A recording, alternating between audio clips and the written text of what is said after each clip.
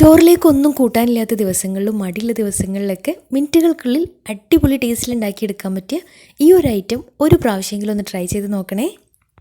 Medium സൈസിലുള്ള 2 വഴുതന ഇതുപോലെ ചെറിയൊരു കനത്തിൽ വട്ടത്തിൽ അരിഞ്ഞെടുത്തിട്ടുണ്ട്.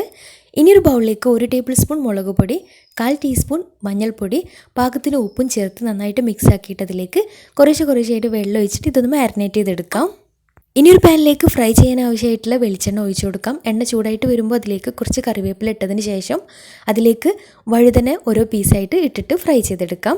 2 ഭാഗവും കളറ് മാറി കിട്ടിയാൽ പാനിൽ നിന്ന് മാറ്റാം. ഇനി ഇതിലേക്ക് വേണ്ടത് തൈരാണ്. ഞാൻ എടുത്തിട്ടുള്ളത് ക്രംബറയുടെ നാച്ചുറൽ കേർഡാണ് കേട്ടോ. അപ്പോൾ കുറച്ചൊരു കട്ടി ഉണ്ട് എന്നുണ്ടെങ്കിൽ കുറച്ച് വെള്ളം ഒഴിച്ചിട്ടൊന്ന് ലൂസാക്കി എടുക്കാം. ഞാൻ 1/2 കപ്പ് തൈരാണ് എടുത്തിട്ടുള്ളത്. ഇനി ഫ്രൈ ചെയ്ത് വെച്ചിട്ടുള്ള കത്തിരിക്ക ഇതിലേക്ക് ഇട്ടിട്ട് ഒന്ന് മിക്സാക്കി എടുക്കാം. ഇനി ഒരു പാന് സ്റ്റൗവിൽ വെച്ചിട്ട് അതിലേക്ക് 2 ടേബിൾ സ്പൂൺ വെളിച്ചെണ്ണ ഒഴിച്ചു കൊടുക്കാം. എണ്ണ നന്നായിട്ട് ചൂടായിട്ട് വരുമ്പോൾ അതിലേക്ക് 1/4 ടീസ്പൂൺ ചെറിയ ജീരകവും പിന്നെ കുറച്ച് 5-6 ചെറിയ ഉള്ളി ഇതുപോലെ ചെറുതായിട്ട് കട്ട് ചെയ്തിട്ട് അതും കൂടി ഇട്ടിട്ടൊന്ന് വഴറ്റിയെടുക്കണം. ഉള്ളി ഏകദേശം മൂത്ത് വന്നാൽ അതിലേക്ക് കുറച്ച് കറിവേപ്പിലയും 2 ഉണക്കമുളകും ചേർത്ത് ലോ ഫ്ലെയിമിൽ ഇട്ടിട്ടൊന്ന് മിക്സ് ആക്കിയിട്ട് ഇതിലേക്ക് ഒരു 1/4 ടീസ്പൂൺ മുളക് പൊടിയും കൂടി ചേർത്ത് ഒന്ന് മിക്സ് ആക്കിയിട്ട് തൈരിലേക്ക് ചേർത്ത് മിക്സ് ആക്കിയെടുക്കാം. ഇത്രയേ ഉള്ളൂ. അടിപൊളി ടേസ്റ്റാണ്. ചോറിൻ്റെ കൂടെ ഇത് മാത്രം മതി കഴിക്കാനായിട്ട്. ട്രൈ ചെയ്തിട്ട് ഫീഡ്ബാക്ക്സ് അറിയിക്കണേ. ഇതുപോലുള്ള ഈസി റെസിപ്പികൾക്ക് പെപ്പറായിട്ട് ഫോളോ ചെയ്ത് സപ്പോർട്ട് ചെയ്യാൻ മറക്കരുത്. Thank you.